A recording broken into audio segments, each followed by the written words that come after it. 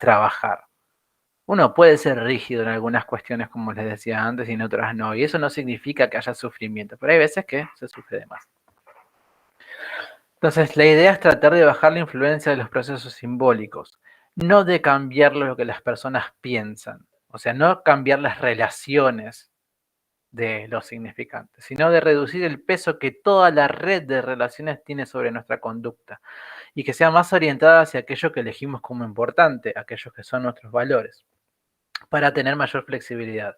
No es un cambio de pensamiento, sino un cambio del impacto de esos pensamientos. Yo puedo pensar, volviendo al ejemplo este que les decía al principio, que mi pareja se puede enojar. Ahora, el pensar y el actuar respecto de ese pensamiento son cosas diferentes. Entonces, hay 6 dimensiones o repertorios culturales, perdón, conductuales. Y este es el modelo de flexibilidad y rigidez psicológica que maneja ACT, que se llama Exaflex, ahora lo vamos a ver. Es un modelo unificado de psicopatología, salud e intervenciones. La idea es que esto es un mapa que no solamente nos permite ver cómo está nuestro consultante en cada momento, sino qué es lo que deberíamos hacer en cada momento. Sirve como diagnóstico en tanto cada persona que viene a la consulta viene con una configuración específica de esas 6 dimensiones que vamos a ver. También permite rastrear lo que pasa en sesión y entre sesiones y en cada interacción. Esto es, para ellos, un poco complicado de entenderlo así nada más, pero no importa, no quiero detenerme en esto. Las intervenciones se basan en todo esto y, como les decía, este modelo se conoce como Exaflex. Yo lo que les voy a mostrar es un gráfico recontra simplificado de lo que es el Exaflex. Hay un montón, los pueden buscar en internet. ¿Qué es esto? Este hexágono marca las 6 dimensiones tanto de flexibilidad como de rigidez psicológica. Cuando la conducta está más orientada hacia afuera es más flexible, cuando está más orientada hacia adentro es más rígida. Por lo general, siempre en sesiones arrancamos con fusión o difusión de pensamiento, que está abajo a la izquierda, y se va hacia arriba y hacia la derecha. Es como en el sentido de las agujas del reloj. ¿Por qué esto es así? Se arranca con el pensamiento porque es mucho más fácil de empezar a trabajar desde este lugar, porque es más fácil de rastrear, y además porque es la fusión de pensamiento, ahora lo vamos a ver, lo que marca todo el recorrido, es cuán pegados estamos a los significantes o a la relación que hay con los significantes o con las palabras o con los pensamientos o con las reglas, como quieran llamarle, las creencias, lo que produce toda la red de flexibilidad o de rigidez. Perdón, hubo un ruido. ¿Hay alguna pregunta? No, bien, bueno. Entonces, las 6 dimensiones son de fusión y fusión de pensamiento. No sé si ven el cursor. Sí, se ve. Sí, se ve. La siguiente es aceptación y evitación. La siguiente es contacto o pérdida de contacto con el presente. La siguiente es valores o pérdida de contacto con valores. La otra es acción comprometida o inacción e impulsividad. Y la última es yo como contexto o yo conceptualizado. ¿Sí? En la ficha que está en el campus, está en orden. No importa. Sí, está en ese orden. Ahora lo vamos a ver en ese orden. Del 1 al 6. El último es el de yo, algo así, ¿no? Claro, yo como contexto. Listo. Sí. Y ese orden importa. Es súper importante, porque si no tenés que trabajar con el anterior para poder trabajar cualquiera en el que estés parado. Si no arrancaste a trabajar con difusión, no vas a poder trabajar con yo como contexto, yo conceptualizado. Ahora lo vamos a ver igual. Listo, muchas gracias. No, por favor. ¿Hay alguna otra pregunta? Perdón. Darío, ¿cómo dijiste que se llamaba este hexágono? Exaflex. Tiene nombre de remedio. Pero podrías escribir, porque no sabría cómo escribir eso. Está ahí abajo, Exaflex. H-E-X-A-F-L-E-X. Está en la guía esto, no se preocupen por eso. Bien. Entonces, estos son los 6 procesos de rigidez psicológica y cuál es el proceso de flexibilización. Ahora lo vamos a ver. Fusión. La fusión es una forma de dominancia verbal en la regulación de la conducta. Es cuán pegados estamos a aquello que pensamos. Nuestra mente une las interpretaciones de las cosas con las cosas mismas. El evento verbal, o sea, nuestro pensamiento, y la experiencia se vuelven una sola cosa. Pensar en un limón y el limón se vuelve lo mismo. Entonces nuestros pensamientos se vuelven invisibles y no podemos verlos como pensamientos. Se vuelven reglas implícitas. Por ejemplo, los hombres no lloran. Esto que decía Agus respecto de la cultura. Entonces, podemos pensar en la frase los hombres no lloran. Ahora, si yo estoy muy pegado a esa frase y lloro, lo que le pasaba al paciente este que no podía estar cerca de su amigo, me voy a sentir mal porque lloro. Y voy a tratar de evitarlo. Ahora igual lo vamos a ver. No importa lo racional del pensamiento, esto no es un concurso acerca del pensamiento racional. El tema es ver cuán fusionado se está y si esto produce problemas de funcionamiento con el mundo. Si yo estoy muy pegado con un enunciado y ese nivel de pegoteo con el enunciado me impide moverme en el mundo, estoy en un problema. Si yo pienso que los hombres no lloran y estoy, no solamente con el caso, como el caso de mi paciente, que tenía un amigo que estaba por morir, si yo me emociono porque mi hija dijo papá y se me escapa una lágrima, pero yo estoy muy pegado con este enunciado, voy a sentirme mal por eso y no voy a poder experimentar el tiempo presente. Entonces, la difusión, que es el proceso que nosotros tratamos de generar, es reducir el impacto que los pensamientos tienen en nuestra interacción con el mundo, con nuestras propias acciones. Relacionarnos con nuestros pensamientos en tanto lo que son y no lo que dicen ser. ¿Esto se entendió? Sí, entiendo. La idea que tenemos con Vicky es al final del curso poder hacer un análisis de un solo caso desde dos perspectivas diferentes. Vamos a ver que cuando lleguemos, tal vez si llegamos a esto, hay una manera de pensarse en contexto que puede producir muchísimo malestar. No solamente con estas frases, solamente de los hombres no lloran. No importa, no me quiero adelantar a eso porque los voy a confundir más. Bien. El próximo paso es la evitación experiencial. La evitación sucede cuando no estamos dispuestos a permanecer en contacto con nuestras experiencias privadas particulares, las sensaciones corporales, las emociones, los pensamientos, recuerdos, impulsos conductuales, etc. Y se hace lo posible por variar la forma, frecuencia o sensibilidad situacional, el contexto que lo ocasiona. Entonces evitamos todo lo que nos ponga en contacto con aquello que son nuestras experiencias privadas particulares. Aunque el hacerlo no sea algo inmediatamente necesario, puede haber evitación o control experiencial. Es un proceso activo o automático, significa que es inconsciente. O yo lo hago porque lo pienso o lo hago sin darme cuenta. Y en sesión lo que suele pasar es que hay supresión de la cadena verbal, o sea, dejan de hablar, hay chistes, hay cambios de tema. Es muy, muy, muy visible la evitación experiencial. Entonces la idea de ACT es poder generar aceptación, tomar contacto, y esto es importante, sin defensa con las experiencias internas y sobre todo con aquellas experiencias que no son aversivas. No es resignación, esto que hablábamos antes. Se trata de una cualidad activa. Hay que tomar contacto y no padecer las experiencias internas. Es moverse hacia el malestar. Es como abrazar a un cactus. Esto. Si hay algo que nos produce malestar, hay que ir hacia ese malestar, porque en ese malestar están nuestros valores. Están nuestros miedos, están nuestros valores. En nuestros valores encontramos nuestros miedos. Perdón, ¿se entendió eso? Entendido. Bien. El que sigue es pérdida de contacto con el presente. La evitación tiene como efecto inmediato una pérdida de contacto con el ambiente actual, porque la conducta está en la mente.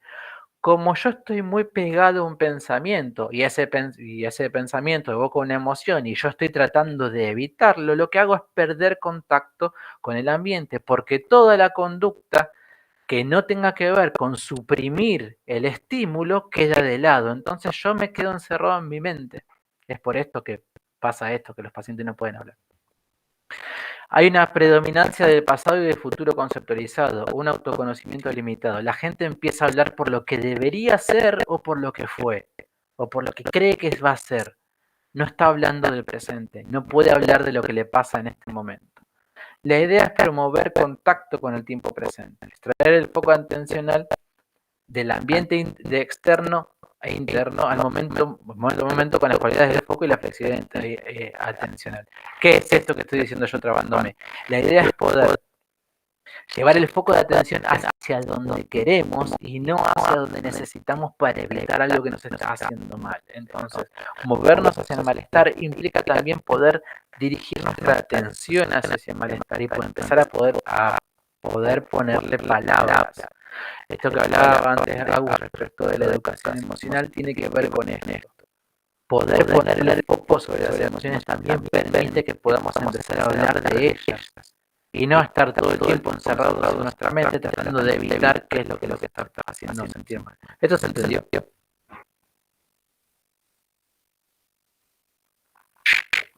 Bueno, sí, ¿puedo dar un ejemplo de específicamente? Breve. Vuelvo al ejemplo del paciente que tenía su amigo que estaba muriendo. Cuando se acercaba a él en el hospital, le pasaba que obviamente estaba sintiendo mal, empezaba a tener lágrimas en los ojos, empezaba a llorar. Entonces, como él tenía entre un suceso de pensamientos fusionados, de que su mente debía llorar, trataba de controlar la emoción que estaba sintiendo. Y trataba de controlarla generando un pensamiento contrario. Generar un pensamiento contrario implica apartar la atención de lo que está pasando para llevarla a hacer el pensamiento contrario, que no me acuerdo cuál era, supongamos que tiene que ver con jovencito y guau, qué sé yo. Mientras hacía todo esto, no estaba en el lugar. Estaba encerrado en ese ejercicio mental de moverse lejos de su malestar. Entonces la gente le hablaba y no escuchaba.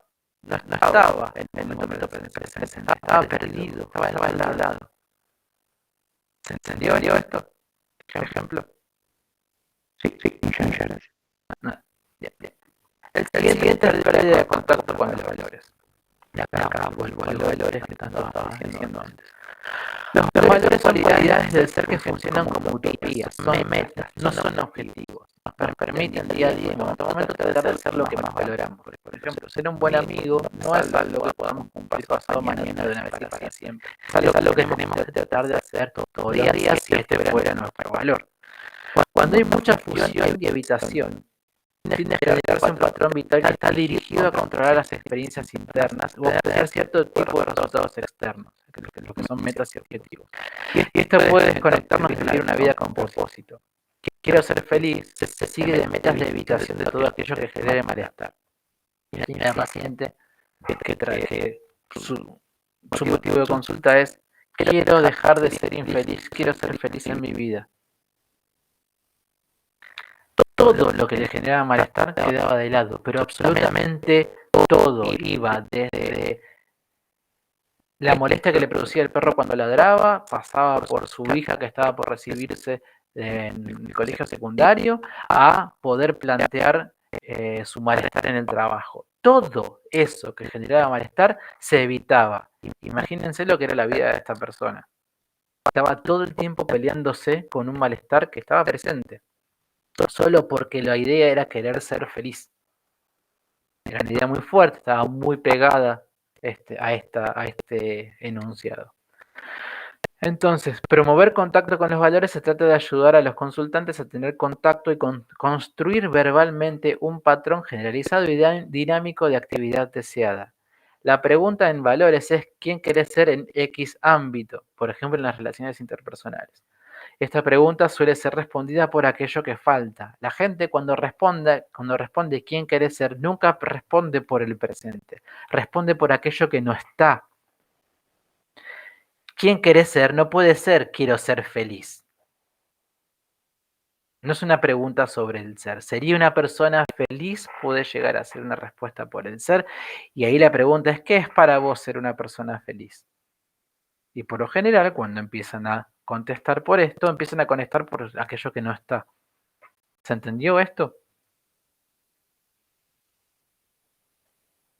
Es medio abstracto decirlo así en el aire, por ahí se entiende más con un caso, pero es muy personal el trabajo con valores. Los valores para una persona pueden ser completamente diferentes que el de otra y a veces hasta no entenderse. ¿Estamos bien hasta acá? Sí, pero ¿y si el valor que tiene esa persona a esto le hace mal? ¿Cómo ¿Cómo un valor le puede hacer mal? esto de quiero ser feliz que vos habías dicho? Y bueno, no es posible ser feliz siempre. Pero eso no es un valor. No tengo bien en claro que es un valor, entonces. Eso es un objetivo. ¿Un valor cómo sería, entonces? Un valor es una cualidad del ser, tiene que ver con uno. ¿Cómo serías vos en las relaciones interpersonales? Yo sería una buena madre, yo sería una buena amiga, por ejemplo. Es una respuesta que es recontra vaga y después tenés que preguntar, ¿qué significa para vos ser una buena madre? ¿Qué significa para vos ser una buena amiga? Un valor no puede ser, yo tendría un auto. ¿Con valor te referís a ponerle, decir que, ay, no, es que yo quiero ser tipo más, no sé, empática porque estas situaciones ponerle, me resbalan? ¿A eso te referís valor o qué sería valor? Un valor en ese caso podría ser, yo sería una persona más empática, por ejemplo. Si fuera ese el caso. Bueno, ¿qué significa para vos ser una persona más empática? ¿Qué entendés vos por una persona más empática? ¿Se entendió esto? Sí. Creo que alguien hizo una pregunta. Es el chat que está apareciendo, sí. No las veo yo la pregunta, perdón.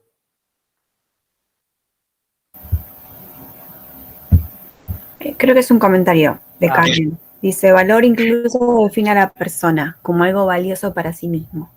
No entendí, perdón. Dice, valor es lo que se refiere. Define a la persona como algo valioso para sí mismo.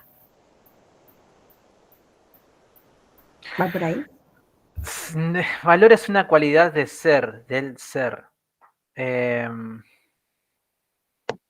¿Podemos pensar valor como virtud también? Puede ser. Puede ser. Porque quizás pensarlo como virtud, no sé, lo que decía Aristóteles, ¿no? Buscar el justo medio de todas las cosas.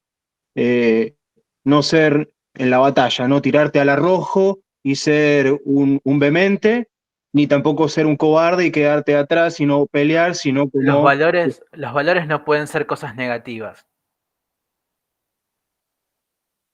Por ejemplo. Entiendo lo que decís sobre Aristóteles, pero Aristóteles define el justo medio a partir de dos extremos. Entonces, la templanza es un valor. ¿Y cómo sería para vos un valor la templanza?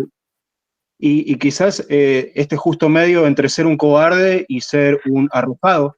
¿Cómo lo ponés vos en un valor personal? ¿En algo mío? Sí. Y que quizás las situaciones que me generen miedo o bloqueos, no bloquearme ni tener miedo, sino tratar de ir hacia adelante y ver lo que sucede. Ahí lo estás definiendo por la negativa. Primero, ¿en dónde pondrías la templanza en valores? ¿Es en relaciones interpersonales? ¿Es en la amistad? ¿Es en el amor? ¿Es en el trabajo? ¿Es en tu propia salud? Y para mí va todo. La templanza no se puede ser en algunos momentos, ¿cómo explicarlo? Como condescendiente con la negativa. O sea, como que si yo creo algo, voy a ir a muerte con eso, tanto la buena como la mala. Quizás eso también podría tomarse como cierto parámetro de valor. ¿Y cómo sería?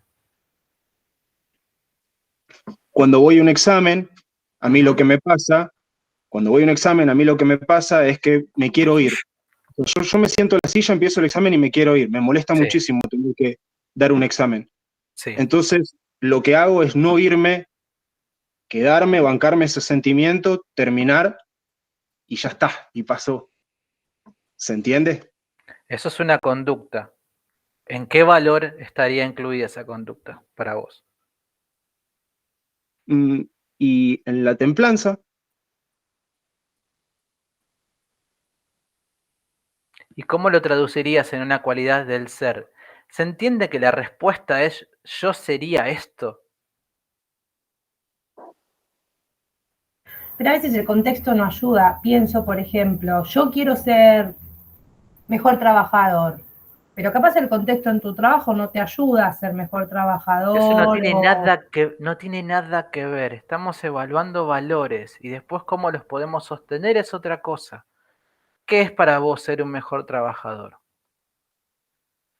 No sé, qué sé yo, porque quiero ganar más plata, por lo que sea. Eso es un objetivo. Es un objetivo, bueno, pero quiero ser mejor trabajador y llevarme bien con mis compañeros, qué sé yo. Ujú.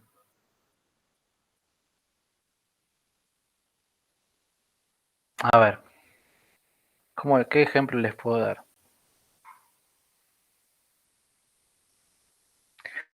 Voy a tomar el ejemplo del paciente que vengo usando hace tiempo. Yo sería un buen amigo, decía esta persona.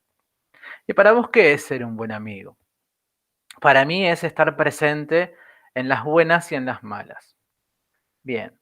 ¿Y cómo se está presente en las buenas y en las malas? Y en las buenas es fácil, decía. En las malas me cuesta. ¿Y por qué te cuesta? Porque yo no puedo tolerar el malestar. ¿Por qué no puedes tolerar el malestar? Y porque cada vez que estoy cerca del malestar de un amigo, me emociono y lloro. ¿Y cuál es el problema con llorar? Los hombres no lloran.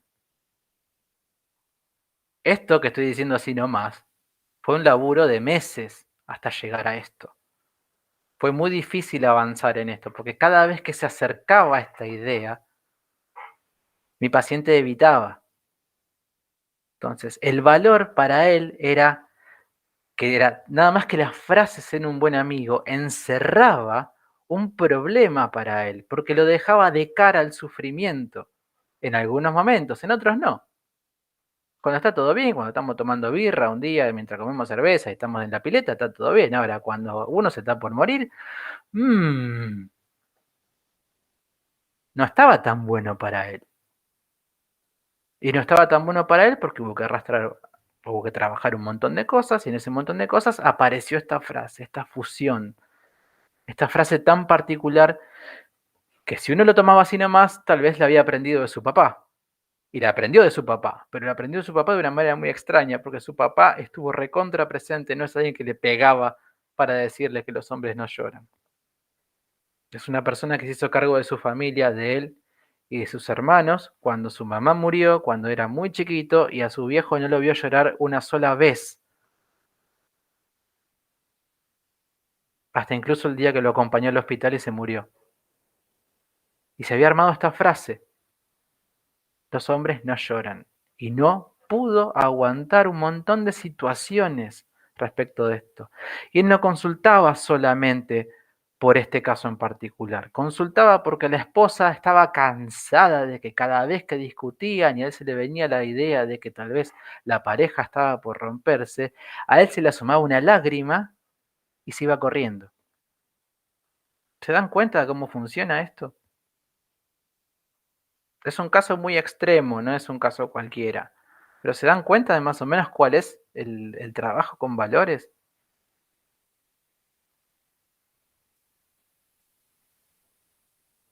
Yo no los veo, así que no sé las caras.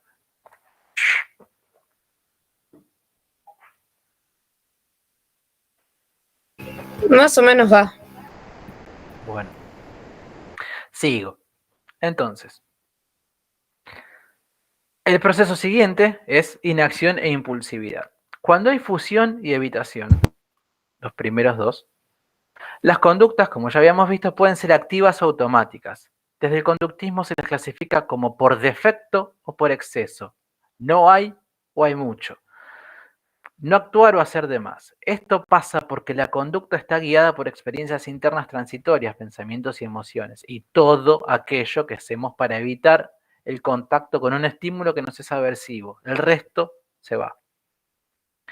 Así, vemos que muchas personas que parecen no hacer nada con lo que les pasa, o inmóviles, o repetir patrones conductuales sin poder entender por qué. Por ejemplo, No sé por qué cada vez que quiero rendir esta materia me quedo sin voz y tengo que salir corriendo de la facultad. O cada vez que voy a una fiesta y veo a fulano me pongo a tomar y termino dando vuelta. Esto tiene que ver con la inacción o la impulsividad. Hacemos cosas sin entender por qué, o no hacemos sin entender por qué. La acción comprometida, el proceso flexible, implica guiar deliberadamente la conducta por los valores, crear un patrón conductual valioso. Un poco lo que decía Miguel, y yo jugaba un poco con esta idea de que no terminaba de ponerlo en valores, pero un poco es esto. Se trata de elegir una y otra vez ser consistente con mis propios valores.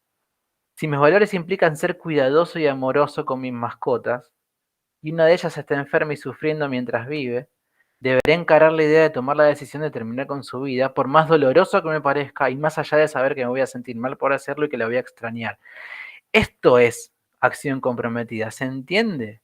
No importa, obvio que sí importa el dolor que nos produce la acción que podemos tomar, pero la acción comprometida de acuerdo a valores implica pasar por arriba de nuestro propio dolor. No importa tanto eso, lo que importa es ser consistente con aquello que es valioso para nosotros. Para mi paciente, la acción valiosa, la acción comprometida, implicaba sostener su propio malestar, abrazar su propio cactus adelante de su amigo que se estaba muriendo. Por supuesto que le dolía, por supuesto que lloraba, pero lo valioso era estar presente con su amigo en ese momento, que no era solamente su amigo, era casi su hermano. No importa, esto es una cuestión del caso. ¿Se entiende esto?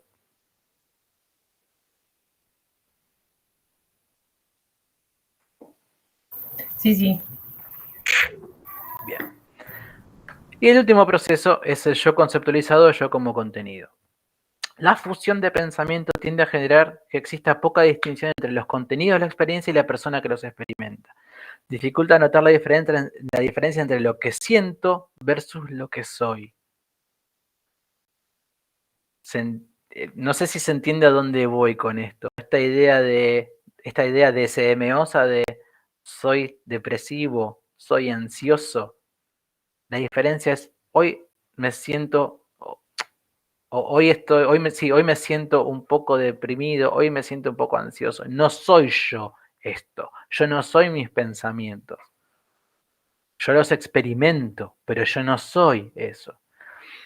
Con determinados pensamientos y sobre todo con historias, descripciones o juicios sobre sí mismo, es más difícil notar la distinción entre contenido interno versus lo que uno es. Un ejemplo de esto son las autoevaluaciones. Soy feo, soy poco querible, a diferencia de tengo un dolor en la punta del dedo meñique.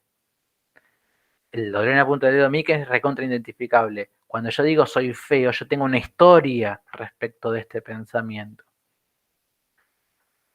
Los consultantes se identifican con los contenidos internos, entonces cualquier cosa que amenace esa historia es una amenaza a sí mismo. Si yo estoy muy pegado con la idea de que soy poco querible, cada vez que quiera tocar esa idea va a haber un problema, van a empezar a reaccionar. Entonces puede haber dificultades para lidiar con situaciones en las que esa historia se ponga en entredicho. ¿Reaccionan porque se sienten invadidos? Puede ser. Puede ser. El yo como contexto implica tomar contacto con un sentido de sí mismo distinto al de las historias verbalmente construidas y propiciar la capacidad de vernos a nosotros mismos y a los eventos circundantes desde múltiples perspectivas. Dar respuestas sensibles al contexto, no a uno. Verse como un recipiente de las historias sin identificarse con ellas. Esta es la idea de generar el proceso de yo como contexto. Identificarse rígidamente con algo puede generar una pérdida de capacidad de acción. Si yo me identifico mucho con amo las empanadas de carne y ninguna otra más, y en una reunión hay solo domita, me quedo sin comer. Este es un ejemplo muy estúpido, pero pasa y mucho con la rigidez en este caso. ¿Se entendió esto?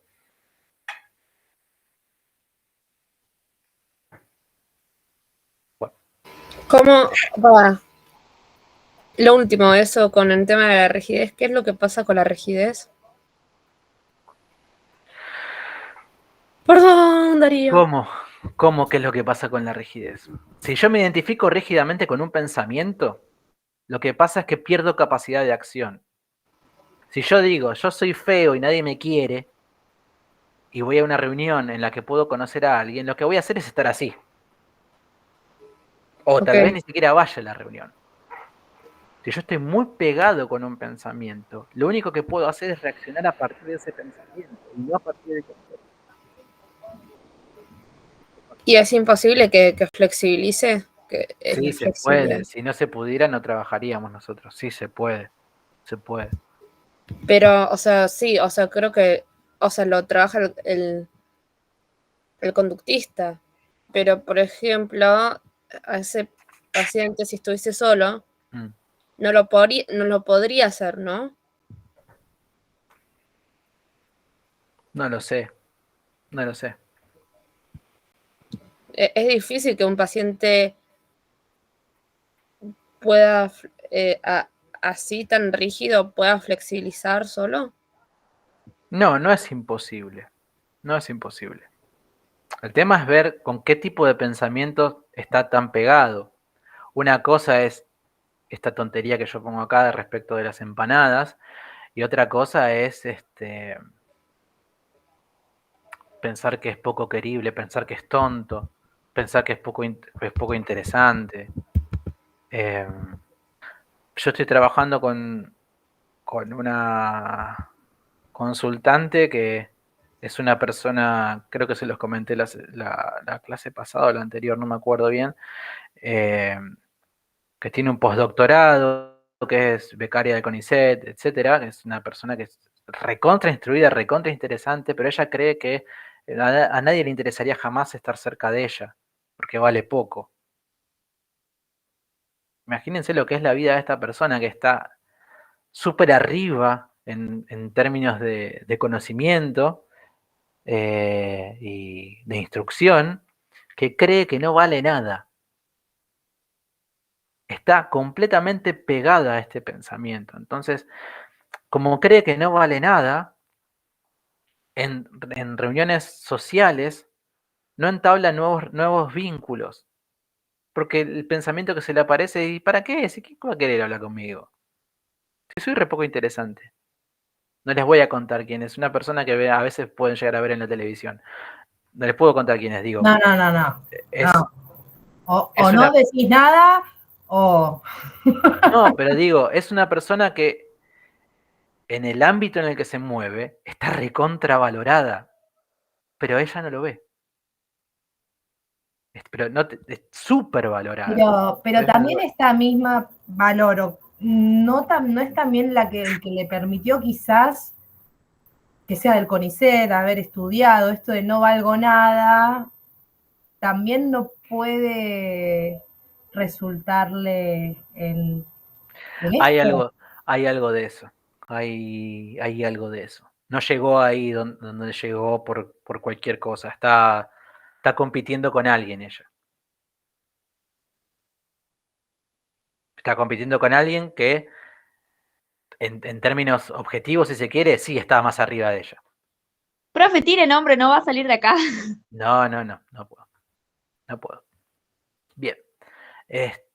Bueno, estos son los 6 principios del Hexaflex. Y con esto trabaja ACT. Ahora, vamos a terminar con la actualidad en terapia cognitivo-conductual. Sí. No sé si se acuerdan de este cuadrito, lo vimos en la primera clase de TCC. Que decíamos que había 3 modelos, digamos, 3 maneras de pensar la clínica. Una es del DSM-5, otra es del Research Domain Criteria, que es el del Instituto de Salud Mental de Estados Unidos, y la otra es la idea de la red causal compleja. La idea de red causal compleja está pensada por un autor que se llama Stefan Hoffman. Bueno, la idea de que los síntomas son un sistema complejo, multicausal, de influencia mutua, etc. No pensar a partir del DSM, sino de conexiones de conductas. Dice síntomas, pero debe decir conductas. La idea básica ahora es la idea de proceso. Dentro de los estándares actuales en TCC, muchas idas y vueltas, incluida una visita al hospital. Esto es una anécdota dentro de un congreso. Hay dos miradas diferentes, la de Hayes, el que creó, y Hoffman, el que trabaja con la terapia esa de los ositos cariñosos, trabajan desde la idea de proceso. Resulta que en un congreso, Hoffman y Hayes se vienen peleando, esto fue en el 2007 en Barcelona, se vienen peleando hace muchos años respecto de cómo entendía cada uno la terapia cognitivo-conductual.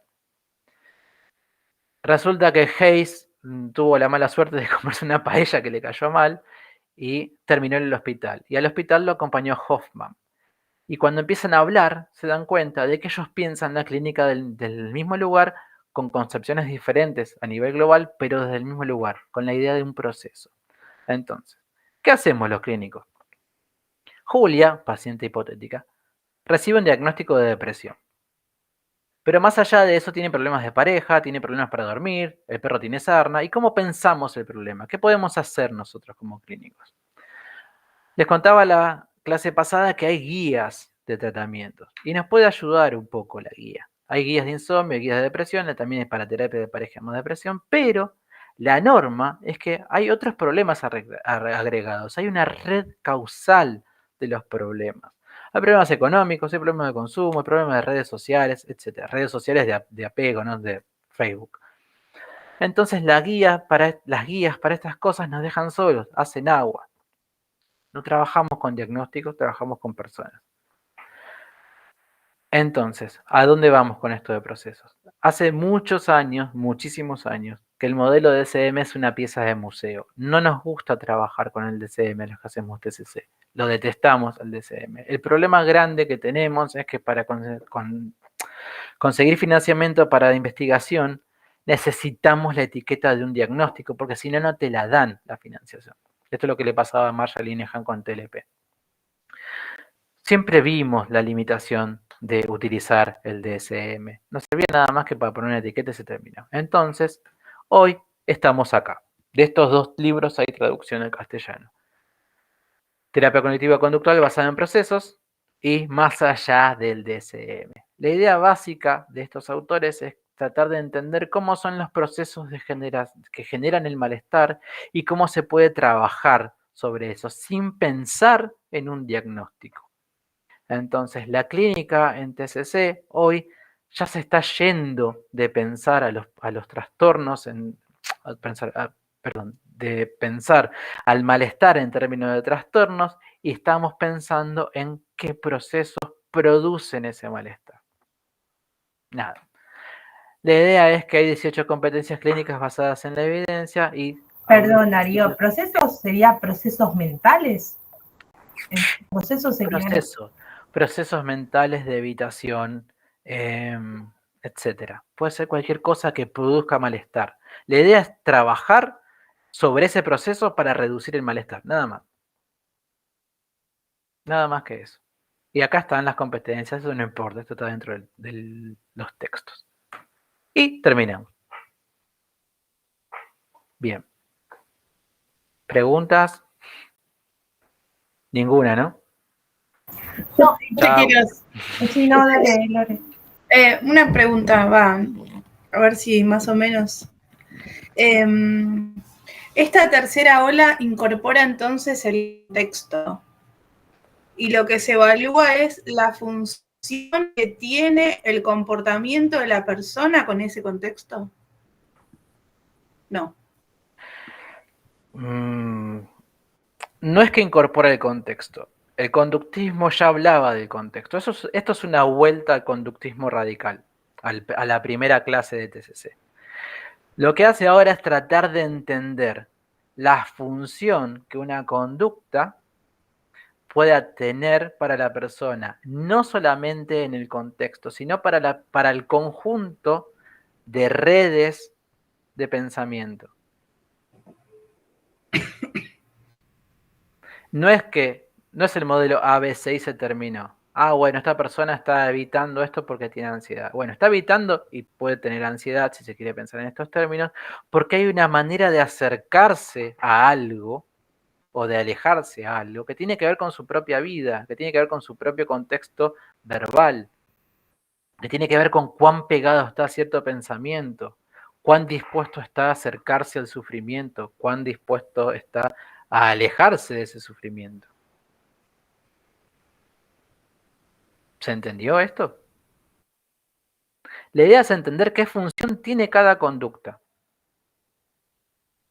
O un conjunto Pero de conductas. la función de cada conducta depende, o no sé si depende, pero está influenciada por el contexto, porque somos en función al contexto también. Sí, O pero sea, el contexto en este caso no es la respuesta directa de un contexto de alrededor, sino el contexto es el contexto verbal. Okay. Ah, no contexto de personas que te rodean o ambiente. No, el contexto tiene que ver con uno. Ah, yo lo relacionaba el contexto con el ambiente. Claro, la idea es que el primer conductismo trabajaba de esta manera. En parte, en realidad siempre se trabajó de esta manera. Lo que pasa es que se fue simplificando, lamentablemente, el trabajo del primer conductismo hasta terminar en una especie de cuestión, pasa esto, entonces pasa esto y se terminó en una especie de determinismo. La idea es que es súper importante tratar de entender cómo nosotros nos relacionamos con aquello que hacemos, en el por qué hacemos esto. A ver.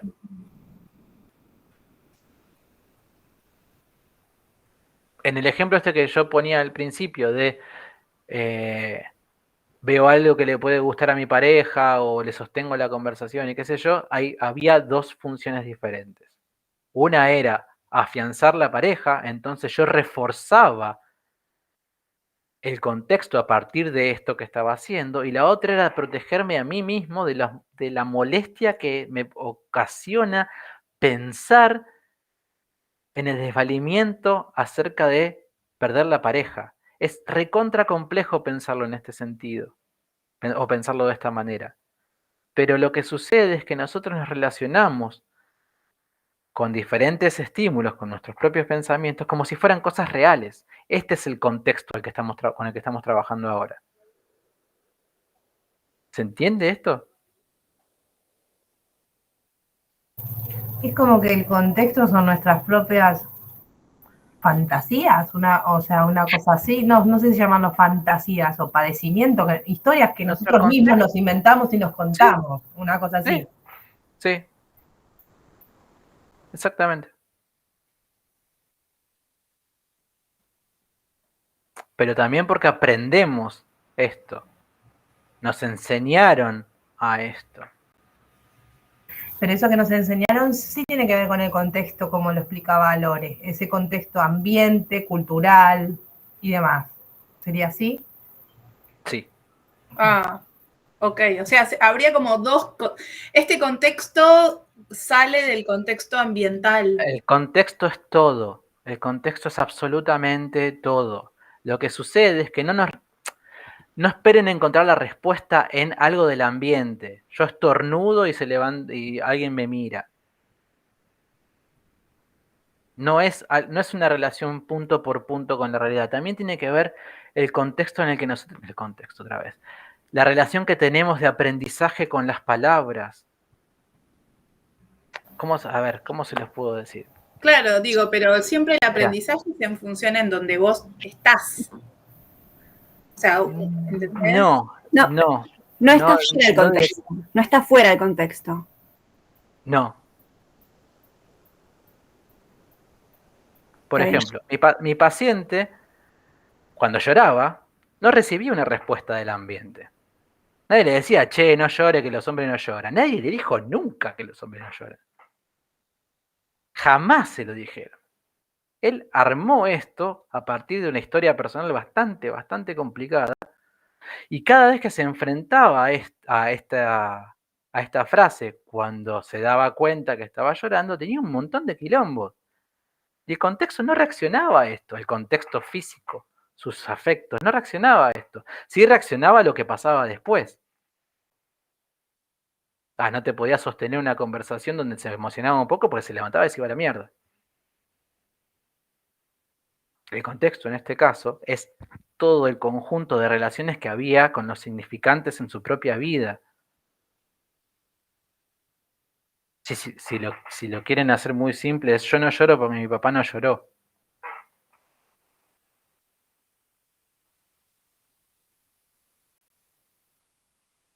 Y no sabemos si el papá no lloró. Eso es lo que inventó él.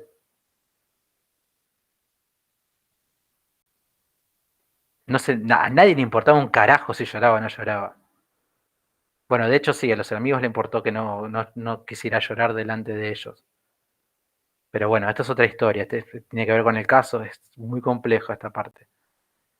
Entonces, también tiene que ver en el contexto en cómo nosotros percibimos las cosas, porque capaz el papá lloraba, pero él no lo veía llorar, o no se daba cuenta, o no sé. Nosotros tratamos al pensamiento como si fuera algo real.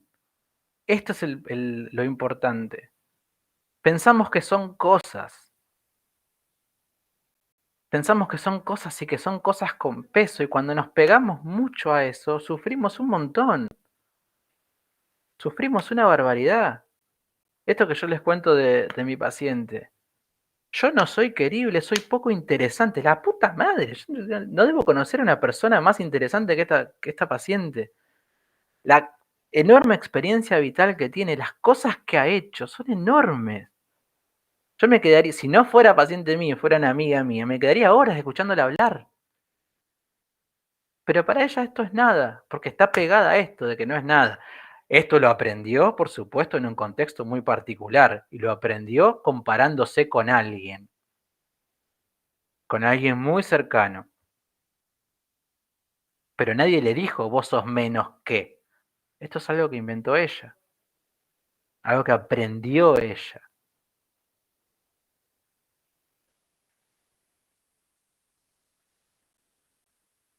No sé si fui claro con esto.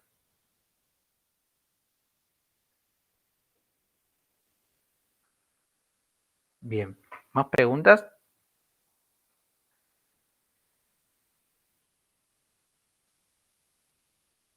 Bueno. Entonces, terminamos ya con TCC, con las 3 olas de TCC. La clase que viene vamos a tener Gestalt, que va a durar muy poco porque vamos a ver la ley de la Gestalt y 3 cosas más y se terminó. Y responderemos preguntas, y la otra clase que es presencial van ustedes a trabajar en grupos. Haciendo alguna cosa con papel maché y esas boludez. Bien, bueno, si no hay más preguntas, yo terminé acá.